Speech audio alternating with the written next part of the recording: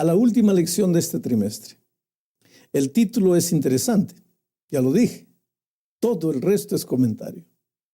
Lo que el autor quiere decir es que en la vida cristiana existen puntos vitales de fe y existen también detalles que, a pesar de ser importantes, no son la base de tu fe en Cristo.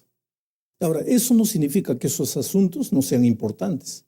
Significa simplemente que no son la columna de la salvación. No son la base, no son la esencia, son detalles. Empecemos estudiando Romanos 14:1. Mira, voy a leer. Dice así: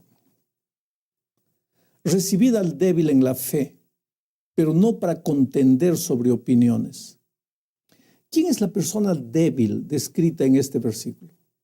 Bueno, es un creyente, porque está en la fe, solo que es débil en el conocimiento de la doctrina. Tal vez sea un creyente nuevo, o tal vez sea un creyente que no se ha desarrollado en las cosas de Dios. Quizás no ha recibido una enseñanza correcta. Este creyente débil no vive en pecado. Por el contexto, no hay indicación de que exista un problema moral en la vida de este creyente. Su problema es que no entiende en qué consiste la vida cristiana. Puede ser sincero, pero no entiende. A lo largo de la historia, e inclusive en nuestros días, siempre han existido personas así. Ahora, ¿cuál es nuestra responsabilidad hacia este hermano débil? Pablo dice, recibirlo. No lo rechaces. Recíbelo, acéptalo, admítelo. Reconócelo como uno de los tuyos. Considéralo como un hermano amado en Cristo. Los creyentes débiles deben ser tratados con amabilidad, con cariño. ¿Por qué debemos recibir a este creyente débil?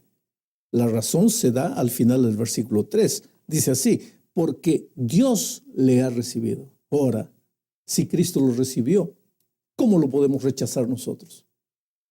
Cuán agradecidos debemos estar de que el Señor nos recibiera. Porque en Juan 16:33, Jesús dijo, todo lo que el Padre me da, vendrá a mí. Y el que a mí viene, yo no lo echo fuera. Dios nos ha recibido y nunca nos dejará de lado. Pero Pablo dice, no recibas al creyente débil con el objeto de tener una discusión o disputa con él. No lo admitas para criticar sus escrúpulos y juzgar sus opiniones. ¿Y cuáles eran los escrúpulos de esos cristianos débiles en los tiempos de Pablo? El asunto, específicamente en este caso, era el asunto de comida.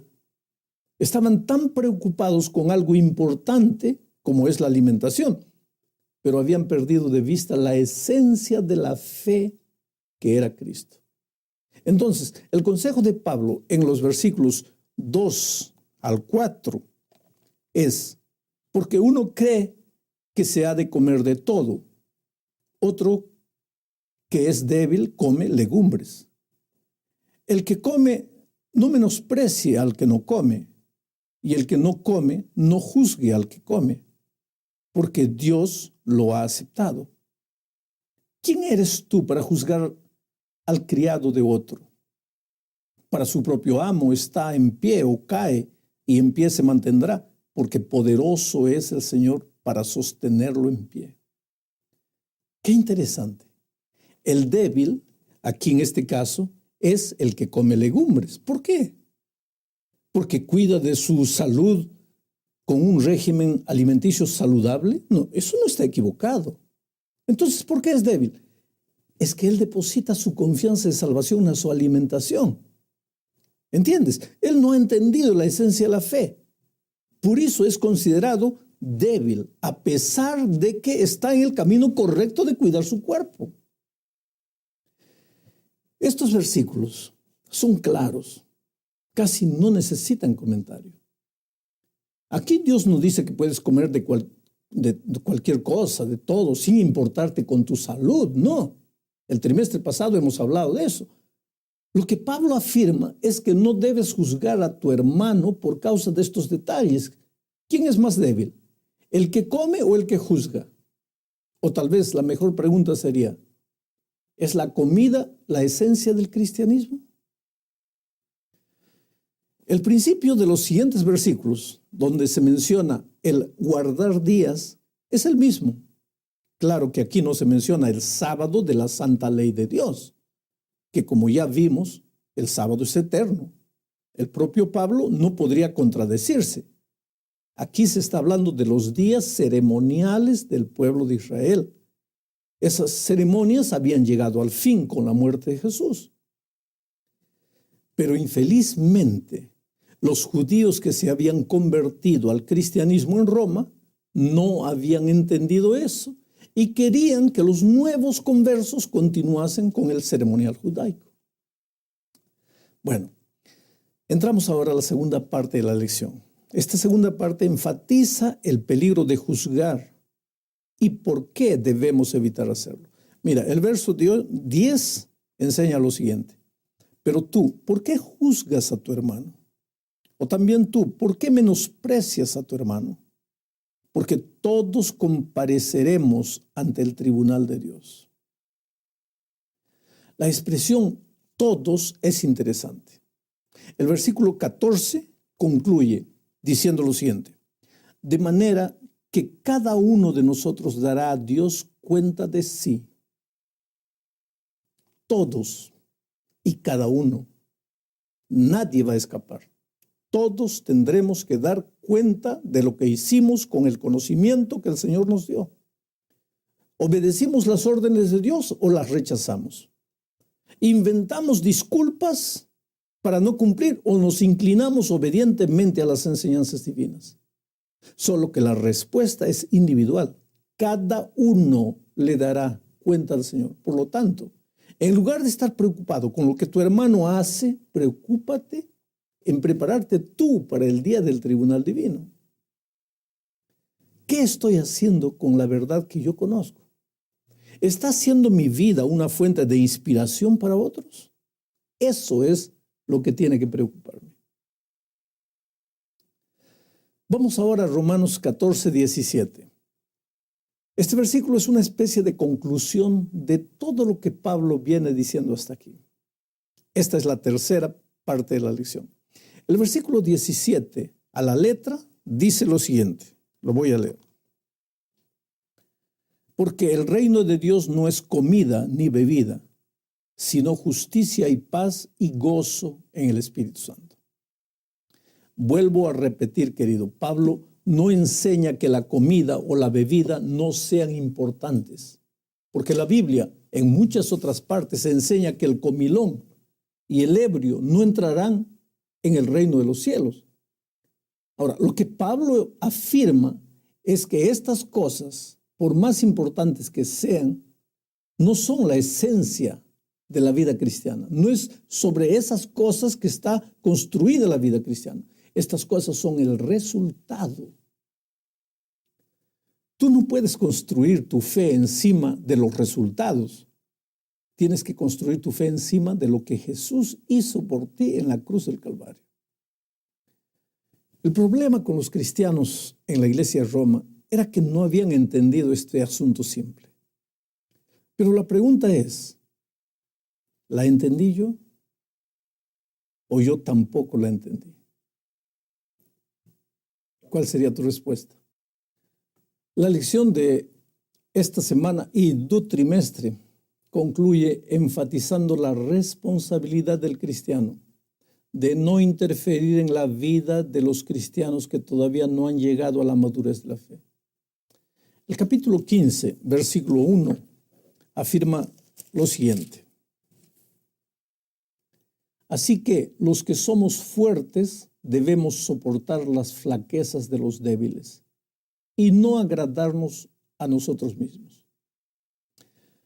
Mira, quizás la división entre los capítulos 14 y 15, esa división tal vez no sea una división correcta. Recuerda que la división en capítulos fue agregada posteriormente y no forma parte del texto original inspirado por Dios. En el capítulo 15, Pablo continúa con el tema del capítulo 14, mostrando la responsabilidad del creyente que es fuerte hacia su hermano que está más débil. Pablo presenta la responsabilidad de aquellos que son fuertes en la fe. Los que somos fuertes, dice. Pablo se incluye entre los fuertes. La palabra debemos significa necesitamos, estamos obligados. Es decir, los que somos fuertes, los que hemos crecido por la gracia de Dios en el conocimiento de su palabra, tenemos una obligación moral. Y esa obligación moral es hacia los débiles, a los que están naciendo, que están comenzando. Nuestra responsabilidad es que tenemos que amarlos, soportar sus flaquezas. El término flaquezas significa debilidades, literalmente significa falta de fortaleza. El verbo soportar en griego significa cargar, sostener como una carga, llevar una carga, respaldar con paciencia, sostener. Considera el ejemplo del Señor Jesús con sus discípulos. Ellos eran débiles en muchas maneras, pero Jesús soportó sus flaquezas. Era paciente con ellos y poco a poco los llevó a la madurez. Esa es la responsabilidad que tenemos con los hermanos más débiles. Entonces, en vez de estar discutiendo con ellos sobre asuntos que no son el fundamento de la fe cristiana, utilicemos el tiempo y ayudémosles a crecer en Cristo. Los resultados, claro, aparecerán de manera natural como un fruto maduro de su crecimiento en Cristo. Pablo llega al fin de la epístola de una manera extraordinaria. El capítulo 16, versículos 25 al 27, dice así: y aquel que es poderoso para afirmaros conforme a mi evangelio y a la predicación de Jesucristo, según la revelación del misterio que ha sido mantenido en secreto durante siglos sin fin, pero que ahora ha sido manifestado, y por las escrituras de los profetas, conforme al mandamiento del Dios eterno, se ha dado a conocer a todas las naciones para guiarlas a la obediencia de la fe, al único y sabio Dios, sea gloria mediante Jesucristo para siempre. Amén. Aquel que es poderoso para afirmaros. Afirmaros significa hacerte firme, hacerte constante, guardarte de caer. Dios tiene todo el poder, toda la capacidad para establecer a los creyentes en la verdad de que nuestra fe está asentada en los hechos de Dios. Los creyentes de Roma estaban en terreno peligroso y eran susceptibles a muchos graves errores. Eso también puede suceder hoy. Por eso fue útil, querido, fue muy útil el estudio de la epístola a los romanos. Porque los creyentes no pueden ser establecidos plenamente en la verdad sin un entendimiento apropiado del evangelio, que es el tema central de la epístola y el párrafo final. La misión de Pablo era predicar entre los gentiles las inescrutables riquezas de Cristo y de declarar a todos cuál sea la dispensación del misterio escondido desde los siglos en Dios que creó todas las cosas. Según mi evangelio, dice Pablo, según mi evangelio. La expresión mi evangelio se encuentra solamente en otros dos lugares en la Biblia, en Romanos 2:16 y en 2 a Timoteo 2:8. Mi pregunta es, ¿qué quería decir Pablo cuando decía mi evangelio? ¿En qué sentido el evangelio le pertenecía a Pablo? Recuerda, en Romanos 1:1, Pablo mismo había dejado muy claro que las buenas nuevas que él predicaba eran el evangelio de Dios. Entonces yo pregunto, ¿eran las buenas nuevas de Dios o eran las buenas nuevas de Pablo? ¿En qué sentido el evangelio era de Pablo? Hay por lo menos dos razones por las cuales Pablo personalizaba, se apoderaba del evangelio. La primera es, el evangelio era de Pablo en el sentido de que había sido confiado a él, porque en 1 Timoteo 1:11 Pablo dice, el glorioso evangelio del Dios bendito que a mí me ha sido encomendado. Quiere decir, Pablo tomaba muy en serio su responsabilidad en cuanto al evangelio. Pero en segundo lugar, era el evangelio de Pablo en el sentido de que había sido revelado directamente a él. Gálatas 1, 11 y 12 afirma: el evangelio anunciado por mí no es según hombre, pues yo no lo recibí ni lo aprendí de hombre alguno, sino por revelación de Jesucristo. Pero Pablo habla de un misterio también, un misterio que será revelado en nuestros días. Ahora, ¿de qué Pablo está hablando? Él mismo responde: se ha dado a conocer a todas las naciones para guiarlas a la obediencia de la fe, al único y sabio Dios. Aquí hay algo que me trae mucho ánimo. Siempre me preocupo, ¿cómo será predicado el evangelio a todo el mundo? Y ahora entiendo, no será por nuestras fuerzas, sino por su espíritu. Yo sé, pero ¿cómo?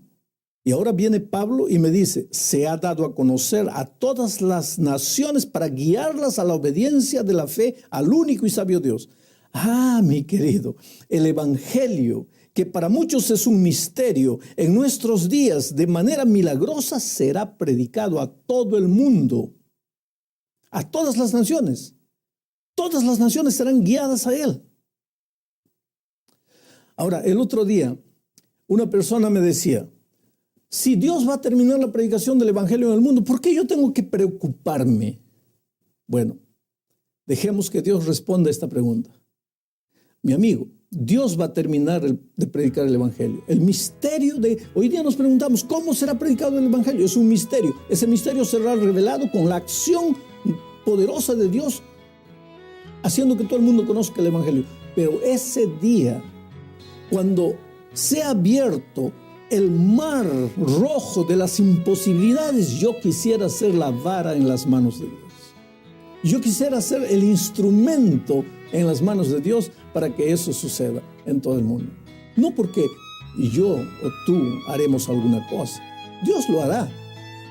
Pero ¿no quisieras ser tú también un instrumento en las manos de Dios para que se realice ese milagro? Oh querido, el evangelio va a ser predicado. Es un misterio para nosotros, para nuestra mente humana. No entendemos cómo. Dios lo hará. Que Dios te bendiga.